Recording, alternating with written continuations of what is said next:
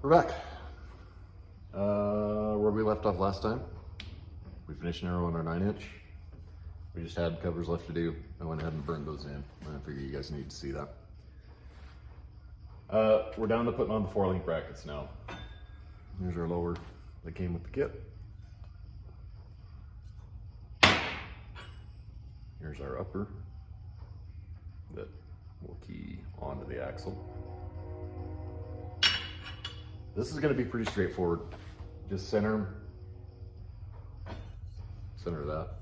Center your shock hole.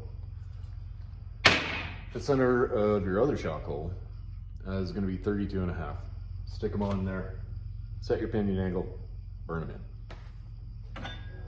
Before you do that, you're going to want to put these in. Here's your heim joint. Really nice heim joint, actually.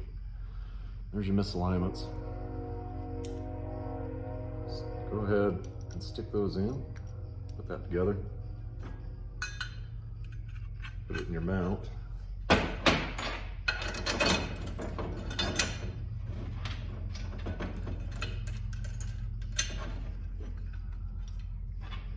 You're going to want to loosely put this together. You don't need to go zapping it down with your impact or anything. Just get it in there, snug everything up. And what that's going to do is when you go welding this to your axle tube, it's going to keep this from spreading or pulling, so you don't fight this afterwards. So for mock up and welding, get that put in there. On this upper mount, I don't like it. If you look close, there's the camera. Focus, focus. Can you see that? So this is a fusion weld out and around. It's all keyed together. It's probably plenty strong, especially where we're going to weld it to the axle tube all the way around. It's called an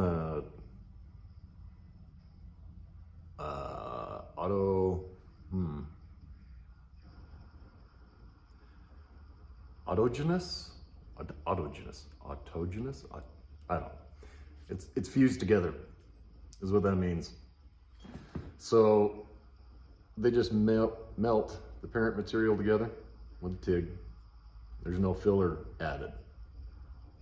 And that's how that weld's made. Now that's fine. Those are normally pretty strong. You normally don't use that on anything above 1/8 inch. And once you get to the 1/8 inch mark, your penetration's not going to be deep enough to make a real strong weld. It's probably going to be fine, like I said, since it's getting welded all the way around. I just don't like it. So we're going to come through, we're going to put a fillet on these inside corners before we put this on, because it'll be a lot harder to do after. And that'll clean that up a little bit. And then I'm probably, I don't like the way this looks. It looks janky. So I'm probably going to clean this up, and I'll probably run a bead over the top of it just so it looks a little nicer. The fit on these leaves a little bit to be desired. No big deal. Smack it with a grinder there. We'll just keep going until those fit nice, and this corner right here is going to line up directly over the center of these bolt holes. I'm not going to go into it much more than that. I'm just going to hurry and burn them all together, and then when we come back, we'll put some coilovers together, put some links together, get this thrown into the car. So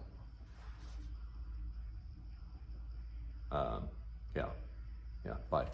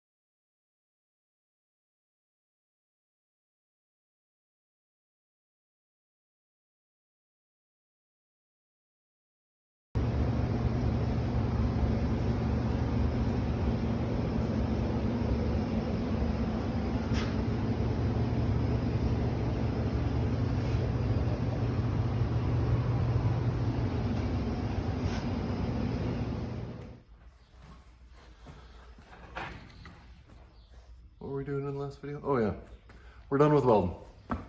We pulled up our set out housing. We pulled out our jig. We got rid of everything. We're gonna put this thing back together. I left the jig in for all the welding just to kind of help keep everything straight, lined up.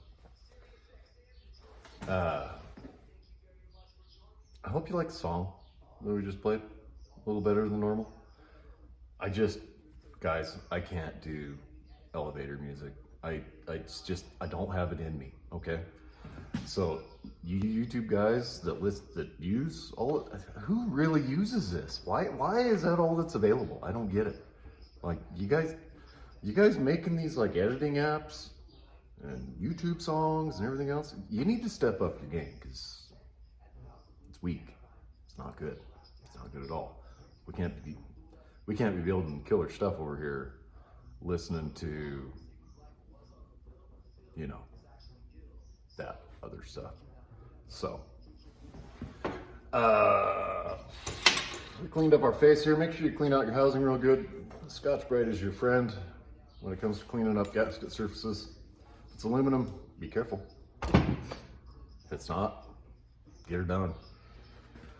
Now, the owner asked me to check his gear ratio because he wasn't quite sure what he had. So let me bring you in here real quick. I'll show you how to do that. All right, fellas. First thing you want to do, put yourself a mark on here that's not going to come off real easy.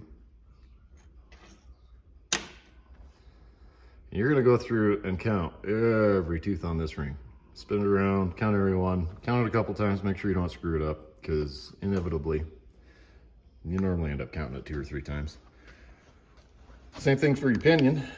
Down in there, put a mark on your pinion. Spin that old grow around. Count how many teeth you got on that. And after you got those 2, you ride it on down up here. We had 38 teeth on our ring, 9 teeth on our pinion, divided together. I'm not gonna do this longhand because I don't math. That's why God gave me a calculator in my pocket. We end up with a 411. So we have a 411 gear set. Now, I'll clean this up a little bit. That's already clean. We already did that. I don't know why I keep saying we. You guys haven't done shit. I'm gonna glue this into this so that nobody ever gets it out again. And then I'll throw a little primer on this. I'll throw a little paint on it. This is gonna be our issue now for a while. I ordered shafts.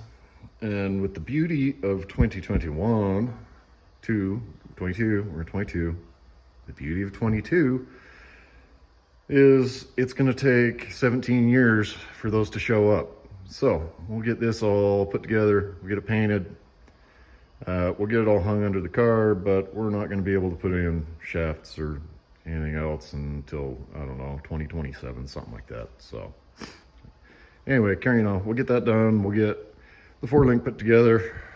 Maybe we'll, after I get everything painted, we'll throw some shocks in. Oh, actually, here. This is good stuff. Oh man, look how dirty this is.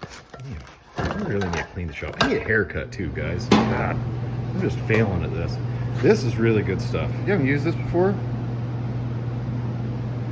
This is really good. So I have this in gallons that you can spray out of a gun too, but honestly, it works better out of a rattle can. For whatever reason,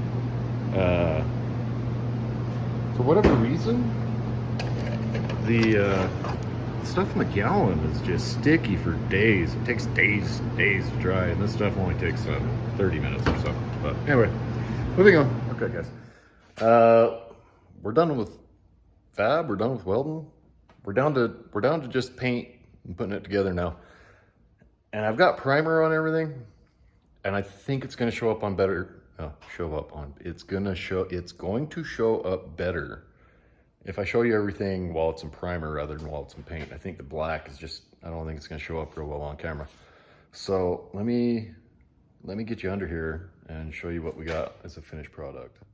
And of course, by finished product, I mean in primer and still needs to be painted. But you can really see how well all this fits together. I mean, hats off to church boys, because most Most kits don't just fit this nice. Everything's been high quality. Everything has been just spot on for fit. I mean, I bitched about those 2 little brackets, but in all honesty, it was 30 seconds with a grinder, and then they fit perfect as well. And then a little bit of extra welding. So just to kind of show you how well all this fits. I talked about doing something to tie these 2 together. You can see I tied that back into the car there. But it turns out our sway bar goes right there. So I can't do that. So scratch that idea. I mean, good idea, but not gonna work. So I'm gonna keep on painting, and then we'll get to assembling this guy. We're back in the trunk and installing the rear sway bar. Now this rear sway bar, it's pretty easy. This bolts into your factory shock mounts. So it's actually pretty slick. The kit comes with this plate. It's just a backer plate, just so that this bushing has something to ride on, so that it doesn't just fall up in that hole. So just that plate. This bolts right up. Bam, bam. Good to go. Oh my God.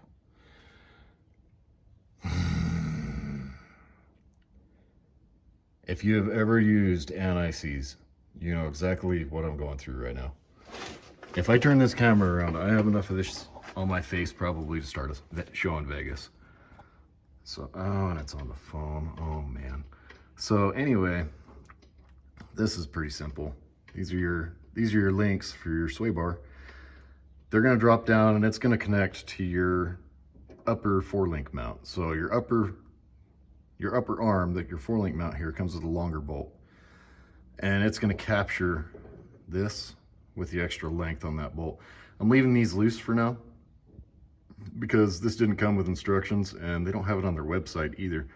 So I'm not sure if it has to be on this side of the sway bar or if it needs to be on this side of the sway bar. I won't be able to tell that until I get the rear end up in here. So I'm gonna take a bath or something, and I'll get 4-link arms installed and we'll kick that rear end up in here.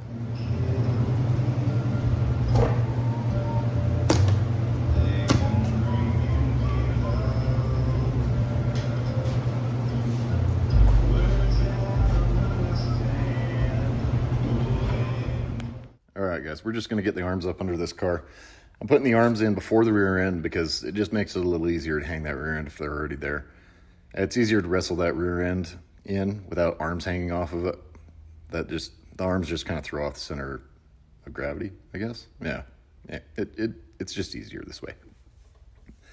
I'm putting the hex side of the arm forward, mostly just so that when you take it in for alignment, it's easier to get a wrench on it if it's up in the front. If it's at the axle side, on the uppers, it's hard to get a wrench on it. So this is going to be the only footage of the rear end install because remember when I said I wasn't very good at this? Yeah, well, I was recording when I thought I wasn't recording, and then I wasn't recording when I thought I was recording, so we'll go to shocks right after this. All right, we're on the coilovers. I'm going to show you this before. We're going to go over your compression and rebound before I assemble this, because we got to put anti-seize on this. You need to get anti-seize on these shock body threads before you get it in there, and that way when you go to make your adjustments on here, it doesn't mar up the body. Like I said, I think it was in the first video, this has an adjustment for your compression and your rebound. See, they were, let's see, for compression, R is going to be your rebound. Now you're going to set these different depending on how you're using the vehicle. If it's just a cruiser, you want a nice comfortable ride, these are both going to stay fairly low. I think there's 18 positions on these. Actually, I know there's 18 positions on these plus a 0. So all the way counterclockwise is going to be your 0 position. If you're just going for comfort, you're going to go 0 to maybe 3 clicks. And then on your rebound, you're going to go 2 to 5, maybe. It's gonna leave it pretty soft, it's gonna leave it pretty comfortable. If you're going for handling, like if you're gonna be carving the corners, like on the weekends, you're gonna go higher, you're gonna go maybe 6 or 8 clicks on your compression, 8 to 12 on your rebound. If you're really hitting the track, you're gonna crank it down a little tighter. You're gonna go 6 or 10 on your compression, 10 to 14, 15 on your rebound. Drag racing, you're gonna go lower on your compression. And this one, we're probably gonna set it up somewhere between comfort and drag. So compression, we're gonna go maybe 4 clicks. And on the rebound, we're gonna go up to 10, because when you get after it, you want this thing to squat down and really give a little extra bite to the tires, and then you want it to come back out slowly. But anytime you're dealing with compression or rebound on a shock, your rebound's always gonna be a little slower than your compression. So now that we've gone over that, install your spherical ends, your heims. Most of the time, these will just wiggle in. Yeah. Anyway, get that in there. And a snap ring on either side will hold that in there. Put your lock collar on.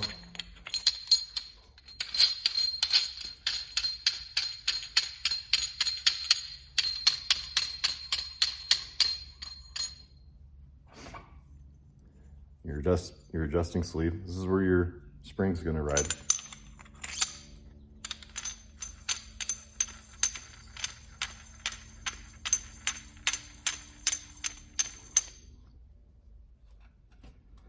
And then this setup has a thrust bearing.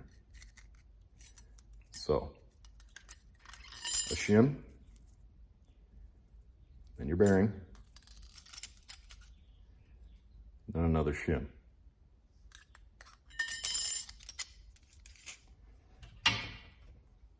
Slap your coil on. Then your top collar is just going to key in there. Then we'll kind of spin this guy down just to hold everything together.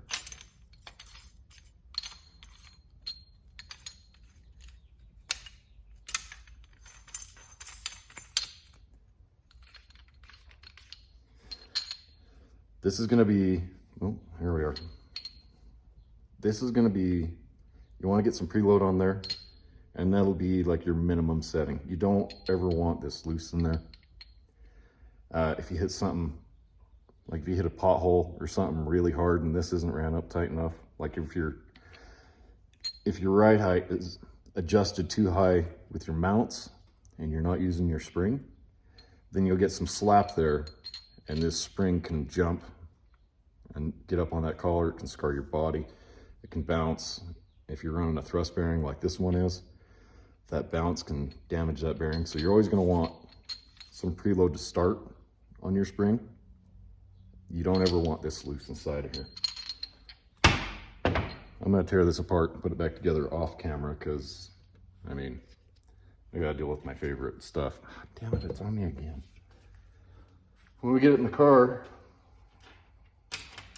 remember I showed you this has some jewelry for your coilover mounts on the lowers. Anytime you're using an aluminum mount like this and you don't have much of a surface, you're going to need to put some washers in there on either side. And what that's going to do is that's going to keep that sharp edge from chewing into the aluminum. Like if that wasn't there, in almost no time, that would chew into that aluminum and it would be all marred up and you'd have all sorts of slop. So anytime you have something run into something like that, you're going to want to make sure and get some steel washers on the side of it. You know, I might have to clearance this just a little bit to make it work. But you'll always want steel in between your steel parts and your aluminum parts, unless you have, well, I don't have one here. Unless your misalignments bell out and have like a big flat mounting surface. Some of them will come like that. So I think that's it for putting our coilovers together, getting them under the car. So I'm gonna hurry and throw these together and show you when it's all done. Coilovers are in, and it looks good. So you can see our anti-seize mess there. You're gonna wanna go pretty liberal with that. Number one, if you have any issues where you gotta send this in for warranty, they're gonna check for that. And you don't want to get rejected on your warranty because you didn't throw some anti-seize on there. That's something that they're really gonna watch for when you send these in for if you have a warranty claim. Now I have the weight of the car sitting on these. I adjusted it up to where I think it's gonna be close. Now I really can't give you a good starting point here, guys. Between spring rates, the differences in coilovers, everything else, it's all gonna be different. I mean, we could take this exact setup and put it in a different Nova, and how these are set, 9 times out of 10 will not be the same as the other car. Like every car has its own personality. Like it's just gonna wanna be the way that it needs to be. When you're setting up though, jot down what you're doing and keep a record of it. So like right now I have the compression set at 4, rebound set at 10, and the springs at 2 1/4. Now the 2 1/4 is just a quick measurement that I pulled right here. Oh, there. A lot of people do that different. Whatever works for you, go for it. The reason for this is as we go through and start adjusting to make everything act the way it should, we want to know the progression on what we did. And if we go too much and it's wrong and we need to back it back up, we can say, oh, well, this is where we've been before and this is how it acted at that point, set up like that. So it's a good idea to keep track of what you're doing, because nobody's memory is that good. Well, maybe yours is, but mine isn't. The upper links, I'm rounding the lower hole there. And the lower links up there, if you can see it, I'm also in the lower hole. You get, well, that's your adjustability for this kit. 2 holes, top, bottom. I think where that's set is probably gonna be pretty close for bite, but we'll have to wait and see. Now, if you're gonna start super tuning on this, you're gonna wanna disconnect that. You're gonna wanna pull them links out and just zip tie that sway bar up out of the way. Sometimes that sway bar can act like a Band-Aid. Like it can cover up issues that you're having with your actual suspension tuning. So sway bars are great. They all have their needs, their purposes, a lot of different applications, but sometimes they can cover up what's really happening. So I always try and get tuned as close as I can before we hook up the sway bar. And then when you get to that point, like maybe you need to suck this one in a little bit, leave that one extended a little bit. Maybe you need to get a little preload in there so that when you launch, it kind of helps not do that. You can get that out of your shocks and out of your link adjustment as well. But like I said, you want to get everything as close as you can before you hook up that sway bar. So I think that's going to be it for this episode. We'll probably start on wheel tubs in the next one. We'll bang out the wheel tubs in the trunk. Like and subscribe if you like what's going on, if you like what you see. The feedback I've been getting on this has been pretty phenomenal, really, guys. I started this on a whim, and I didn't tell anybody I was doing it, and I've had a lot of people call me and say, hey, we're digging it. So if you have suggestions, put it down below and I'll look at it. But other than that, thanks a ton, and we'll see you next time.